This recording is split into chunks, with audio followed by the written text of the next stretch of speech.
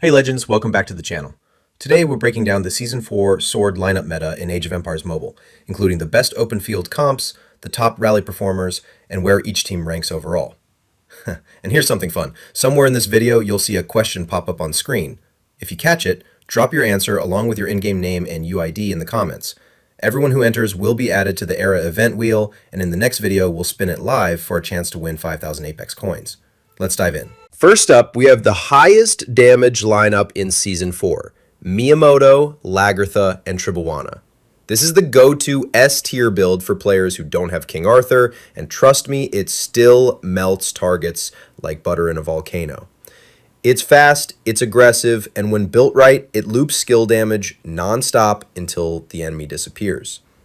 Let's break it down, one hero at a time. Miyamoto Musashi. Commander. This guy, he is the engine of destruction in your lineup, of course. His commander skill, Flash of Yang, slices up to 3 enemies in a cone and even reduces their skill damage. It's crowd control with teeth. But the real chaos comes from his signature skill, Moment of Yin. It has a 50% chance to instantly trigger a skill from your highest might hero, and when it hits, it slaps on a 30% damage boost. And once he hits 5 stars, that trigger chance starts applying to everyone. Now you've got a non-stop chain of burst skills, basically a perma loop of destruction. Best skills for Miyamoto, High Spirit and Furious Charge. Simple, strong, and gems focus on troop capacity, might, and active skill damage. For rings, Effulgent Sun is your best in slot DPS choice. On a budget, go Ring of Daisy or Tulip. And star rank priorities, 1 star starts the loop, 3 stars chains reliably, 5 stars full-on skill spam god mode. Miyamoto isn't just strong, he's your team's fuse and the explosion. Let's talk about Lagertha, who's honestly the unsung hero in this lineup.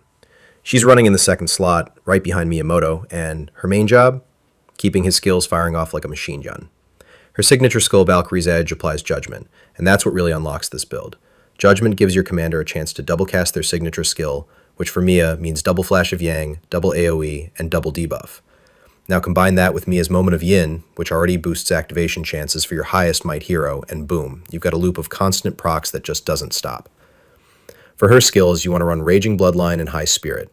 They help keep her skills rotating fast and support that chain reaction. As for gems, I usually go with troop capacity, might, and active skill damage. You're not building her to carry the damage, but to amplify everything Miya's doing. Rings? Go for Ring of Clover for solid uptime, Lofty Mountain if you need a bit more durability, or Ring of the Deer if you're expecting a long fight. When it comes to star ranks, 1 star is a must. It unlocks Judgment, period.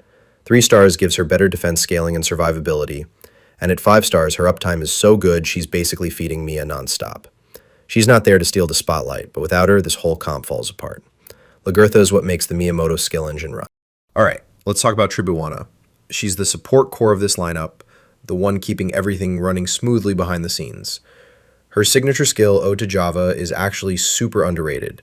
It boosts your commander's skill activation rate, and every time your commander fires off their signature skill 3 times, she kicks in with a burst heal and adds a 40% damage boost to the next one. That means more uptime, more healing, and more damage, all in one passive loop. Now, where she really shines is when you pair her with Scorching Flame. That burn damage not only chips away at enemy health, but it also helps generate rage, which keeps commanders like Miyamoto firing off skills faster and more often. Here's what I run on her. For skills, go with King's Blade and Righteous Judgment. They add solid support and counter pressure. For gems, stack health, defense, or troop capacity, then add might and a healing effect gem to round it out. And for rings, Scorching Flame is top tier, no debate. If you don't have that, Skyward Knight is great, or use Ring of the Badger if you need more damage reduction in longer trades. Star rank tips, 1 star is enough to get her going. 3 stars adds better sustain and uptime, and 5 stars is totally optional unless you're building for drawn-out fights. Tribhuwana may not top the damage charts, but without her, your whole comp loses its rhythm. Next up in the full DPS tier, we've got the monster himself, King Arthur. This lineup dishes out some of the highest burst damage in Season 4. When it lands, it hurts. Fast, brutal, and hard to counter if you're not ready. Let's talk about King Arthur, one of the most dangerous frontline nukers in Season 4. His commander skill, Glory of Night, gives your whole lineup a boost to might and defensive stats, making your front line tougher and stronger right from the start. But the real carry comes from his signature skill, Sword of Radiance. It deals 245% might base damage, and after every 2 activations, it triggers Blessing of Glory, letting him ignore 50% of enemy defense and deal 30% more damage for 15 seconds. At 1 star, that blessing lasts longer. At 3 stars, his activation chance jumps by plus 8%, and at 5 stars, he becomes a burst damage monster. No defense, no mercy. You'll want to pair him with High Spirit and Furious Charge to boost his uptime and stack more might. For gems, run Troop Capacity, Might, and Active Skill damage. And for rings, go with Effulgent Sun for max output, or Ring of Daisy or Tulip as budget picks. King Arthur brings explosive skill chains and brutal frontline damage, and that's why he's firmly S tier this season. Second in line. Lagertha is the loop enabler in this lineup. Her signature skill, Valkyrie's Edge, applies Judgment, which gives King Arthur a chance to double cast Sword of Radiance. And when you pair that with High Spirit, it creates a high-frequency skill loop that hits like a truck. Skills for Lagertha: Raging Bloodline, High Spirit, Gems, Troop Capacity, Might, Active Skill, Rings, Ring of Clover, Ring of Deer, Lofty Mountain. Star rank tips: 1 star is mandatory. 3 stars add survivability and skill uptime, making the loop more reliable. She's not your primary damage dealer, but without Lagertha, your entire burst engine falls apart. She keeps the cycle going, and that's what turns King Arthur into a skill-spamming monster. Tribhuwana plays a supportive but crucial role in this S-tier lineup. Her signature skill, Ode to Java, is what ties the entire strategy together. It increases the activation chance of your commander's signature skill by 13%, and that's massive when you're running someone like King Arthur who depends on Sword of Radiance loops. Every time your commander uses their signature skill 3 times, she triggers a 200% might-based heal and boosts their next signature skill damage by 40%. So not only is she keeping your frontline alive, she's supercharging your damage rotation. Skills for Tribhuwana: King's Blade, Righteous Judgment. Gems, Health, Defense, or Troop Capacity, Might, and Healing. Rings, Scorching Flame, top pick for Rage Cycling, or Skyward Knight, or Ring of the Badger if you don't have Scorching. Star rank tips: 1 star, enough to make her viable. 3 stars, improves healing and skill uptime. 5 stars, optional, but good for longer battles and sustain heavy fights. When paired with King Arthur and Lagertha, Tribhuwana helps create one of the deadliest, most consistent DPS loops in the entire game. Skill boosts, healing bursts, damage amplifiers. This build has it all. Now let's shift to something a little more defensive. This next lineup is built for survivability, soaking up damage while still keeping pressure through skills and crowd control. It's not about flashy burst, it's about winning the long game.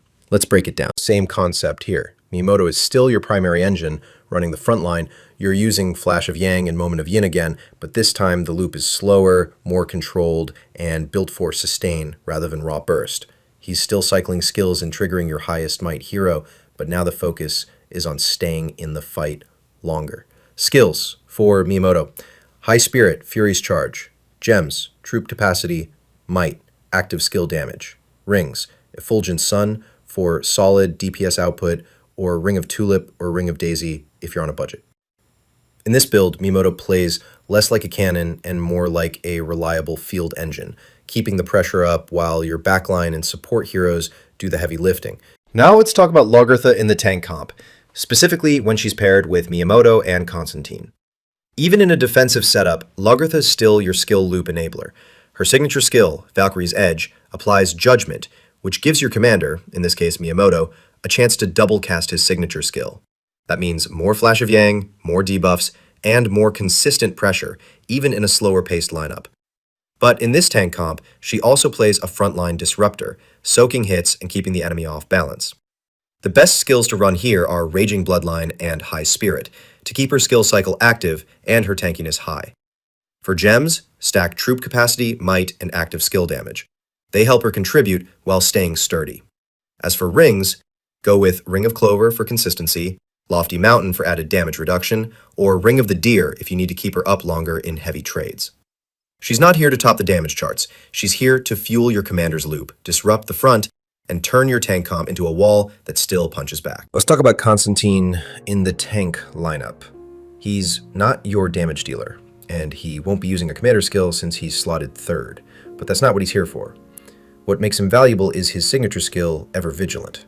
It heals your front line with a 215% recovery rate, and every time your commander uses a signature skill, it gives your troops 12% damage reduction for 3 seconds. Plus, it buffs your commander's might by 7, stacking up to 5 times. That means more durability, more uptime, and a nice passive scaling boost to your frontline commander.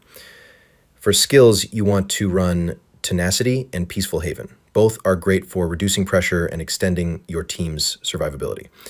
As for gems, stack health, defense, troop capacity, and a touch of might if you want his passive buffs to scale harder. This is one of the strongest hybrid lineups in Season 4, combining solid AoE damage, burn pressure, and great sustain. Yodit brings the heat, Lagertha keeps the skill loop firing, and Tribhuwana supports the entire comp with rage, healing, and buffs. Let's break it down, one hero at a time, till you outlast the fight. Yodit is your commander in this lineup, and she brings the skill Wrath Forged Blade, which spreads might-based AoE burn across multiple targets. When paired with Executor and Furious Charge, she ramps up consistent pressure that only gets stronger the longer the fight goes. She doesn't nuke her enemies, she bleeds them out slowly, stacking damage over time until nothing is left. Her skill setup includes Executor and Furious Charge, giving her strong scaling in drawn-out fights. For gems, you'll want to run troop capacity, might, and active skill damage to amplify her burn and overall output. For rings, Effulgent Sun is the top choice, but if you're working with limited options, Ring of Daisy or Tulip are solid budget picks. At 1 star, Yodit unlocks her core burn engine. At 3 stars, her uptime and consistency improve significantly, and at 5 stars, she becomes a relentless AoE pressure machine, punishing every enemy in her path. Lagertha takes the 2nd slot in this lineup, and she plays a vital role as the loop enabler and frontline controller. Her signature skill, Valkyrie's Edge, applies Judgment, which gives Yodit the chance to double cast Wrathforged Blade, turning a single skill hit into a devastating chain reaction. With High Spirit equipped, she increases skill uptime and keeps the burn loop cycling smoothly, with little to no gaps in pressure. Her skill build includes Raging Bloodline and High Spirit, which enhance both her damage output and reliability. For gems, you'll want to run troop capacity, might, and active skill damage to maximize her uptime and frontline presence. When it comes to rings, Ring of Clover is a solid pick, but Ring of Deer or Lofty Mountain are great alternatives if you're looking to add more durability and reduce incoming damage.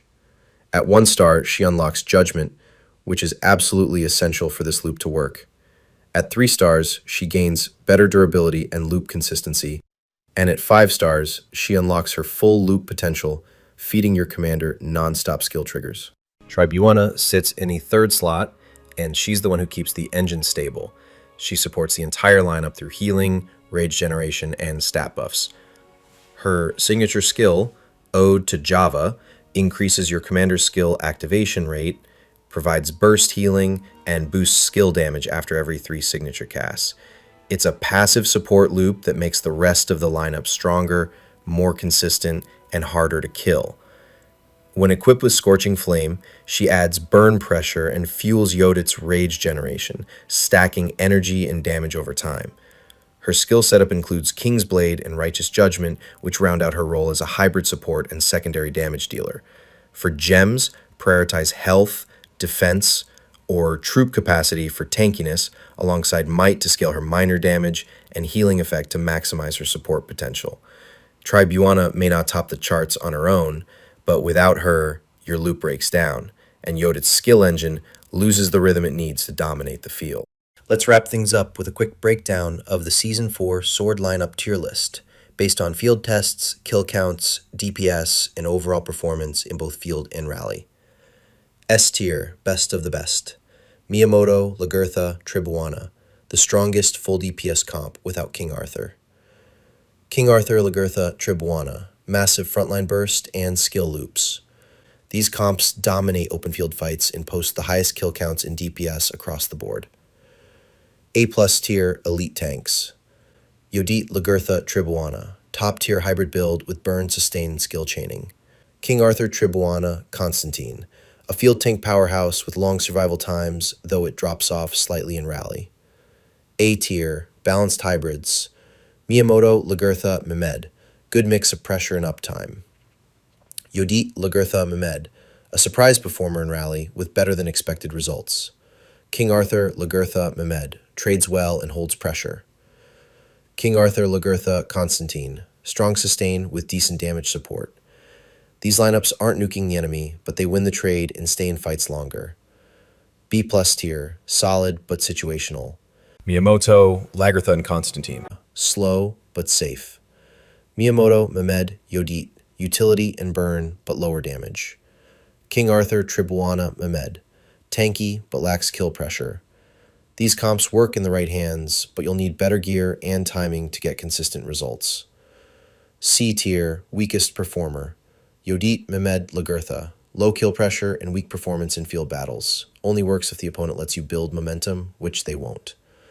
Bottom line, if you want results in Season 4, Miyamoto, King Arthur, or Yodit, paired with Lagertha and Tribhuwana is where you start. And that wraps up our breakdown of the top performing sword comps for Season 4. Right now, these are the best builds we've found through testing, but we're still early into the season, and we're excited to see what other players discover. Meta shifts fast, and your creativity could break the next top-tier comp. If you saw the question pop up during this video, don't forget to drop your answer along with your in-game name and UID in the comments. You'll be entered into the next ERA Empire event wheel for a chance to win 5,000 Apex coins. Also, if you haven't already, check out the Era Companion app. It's packed with hero tools, build planners, and event trackers to help you stay ahead of the game. Thanks for watching, and as always, we'll see you on the battlefield.